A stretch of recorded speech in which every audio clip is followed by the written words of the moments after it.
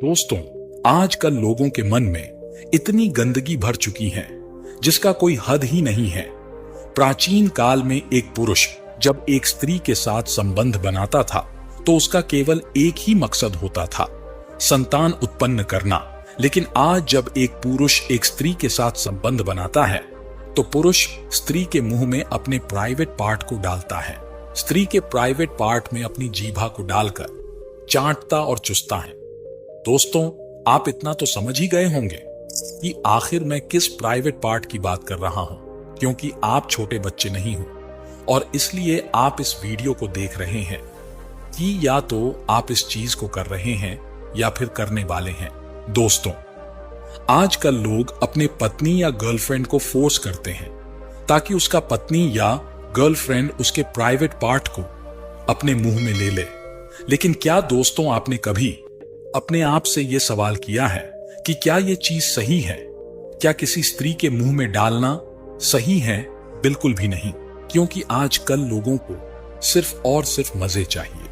क्या सही है, क्या गलत, इससे लोगों को कोई मतलब नहीं। खैर, इस बारे में मैं किसी को मना नहीं करूंगा, सबकी अपनी सोच है। जिसको जो ठीक लगे वो उस चीज को करे। लेकिन मेरे भाई, एक बात को दिमाग और अपना कान को खोलकर सुन लो कि यही गलती आपका दुख का कारण है।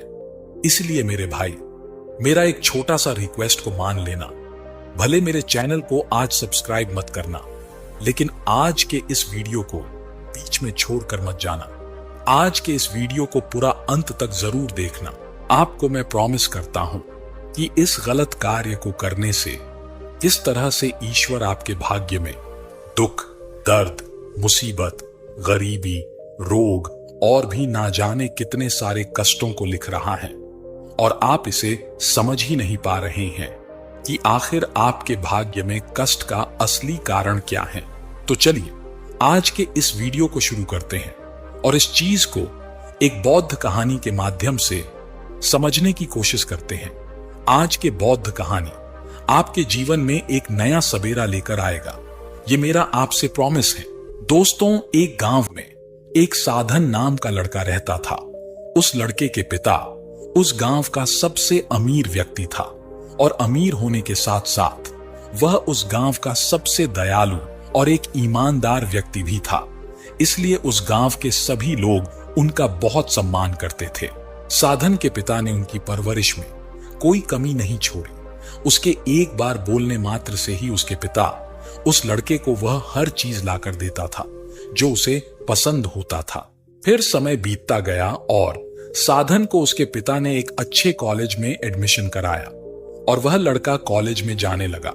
जब वह लड़का कॉलेज में गया तो उसने उस कॉलेज में लगभग सभी स्टूडेंट्स के पास एंड्रॉयड मोबाइल देखा तो उसने भी एक एंड्रॉयड मोबाइल खरीदने की जिद करने लगा। फिर उसके पिता ने उसे भी एक मोबाइल खरीद कर दे दिया और वह लड़का भी मोबाइल लेकर कॉलेज जाने लगा। फिर एक रात वह अपने बेड में बैठकर गेम खेल रहा था। उतने में उसके एक दोस्त ने उसे व्हाट्सएप पर मैसेज किया और उसे एक वीडियो क्लिप सेंड किया। साधन इस तरह की वीडियो पहली बार देख रहा था। दोस्तों, कौन सी वीडियो थी ये बात आपको बताने की जरूरत नहीं है, ये आप भली भांति जानते ही होंगे।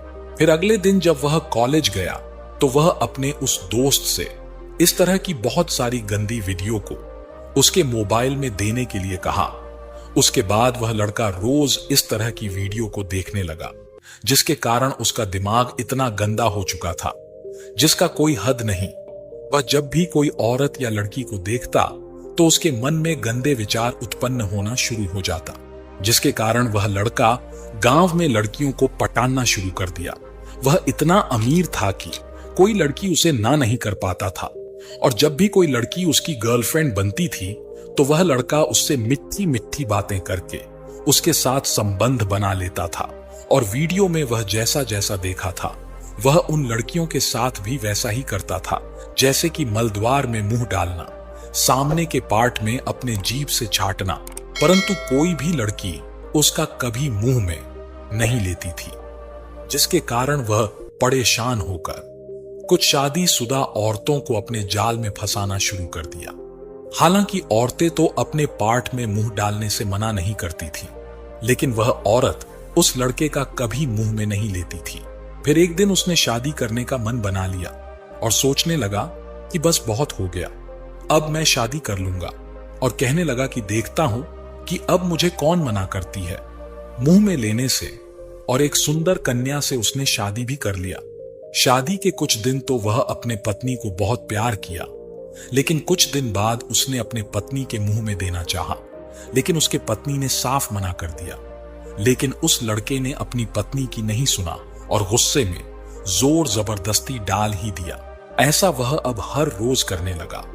उसके पत्नी को भी इस चीज का अब आदत हो चुकी थी, इसलिए अब वह मना भी नहीं करती थी।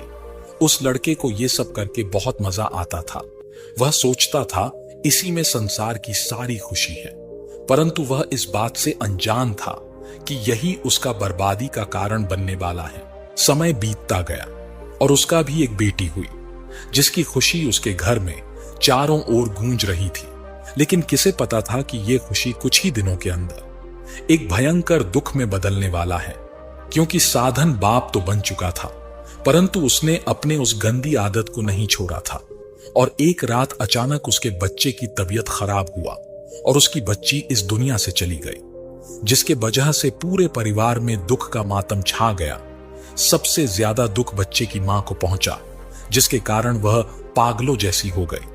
धीरे धीरे उसके घर से भी सारी खुशियां अब दूर होने लगी। जमीन जायदाद, घर, हर एक चीज की नीलामी शुरू हो गई, जिसके कारण वे लोग सड़क पर आ गया। साधन के पिता को कुछ समझ नहीं आ रहा था कि उनके साथ ये सब आखिर क्या हो रहा है। दिन बीतता गया और उन लोगों की हालात और भी ज्यादा बिगड़ने लगी।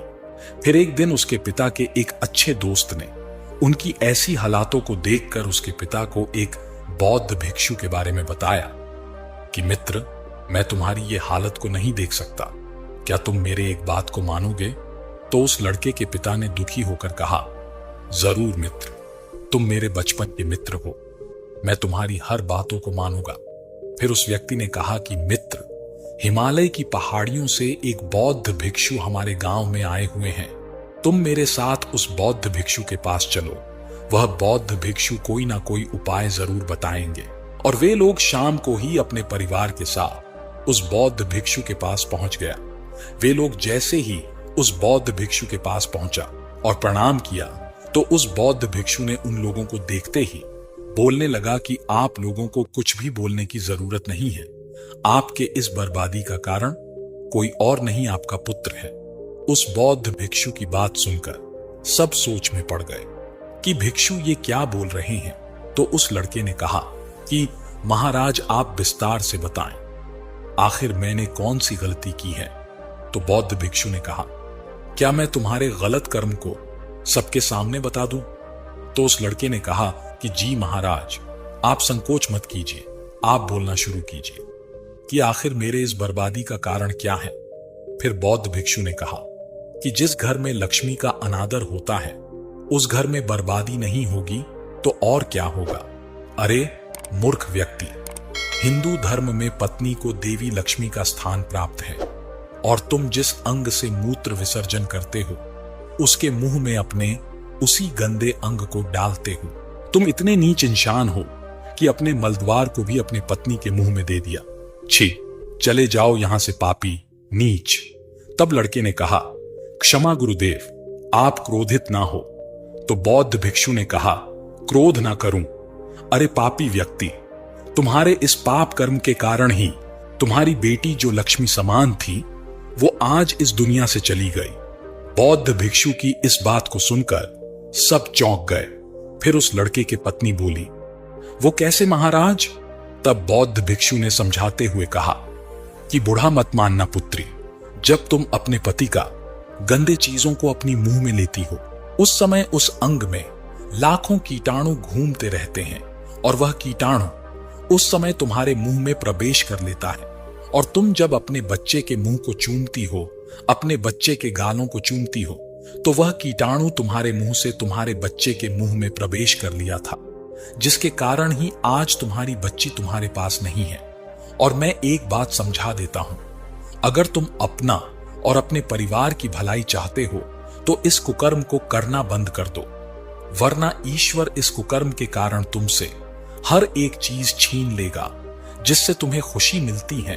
अरे मूर्ख, ईश्वर ने संभोग को संतान उत्पत्ति के लिए बनाया है, इसे तुम अपने मजे के लिए इस्तेमाल मत करो। ईश्वर के इस बनाए कार्य का गलत इस्तेमाल मत करो, वरना ईश्वर नाराज होंगे। हर स्त्रियों में देवी लक्ष्मी का अंश मौजूद होता है, इसलिए इस कुकर्म को करने से घर से लक्ष्मी, धन, संपत्ति सब नाश होता है।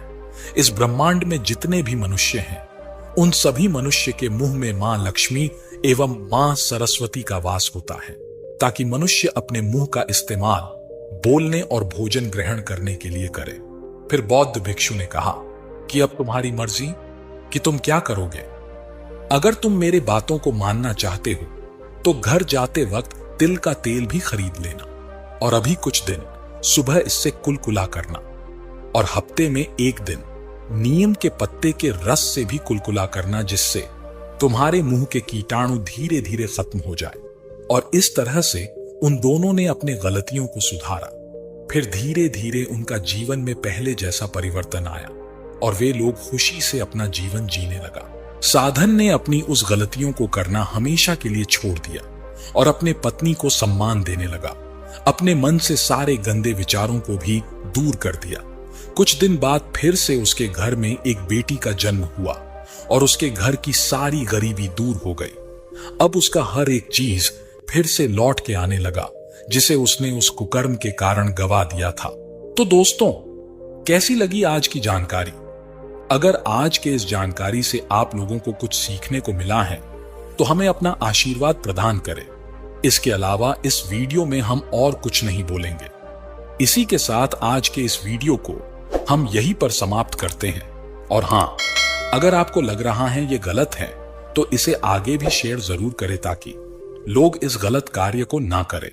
और अगर आप आज के इस वीडियो को यहां तक देख रहे हैं तो आप सभी का तहे दिल से धन्यवाद।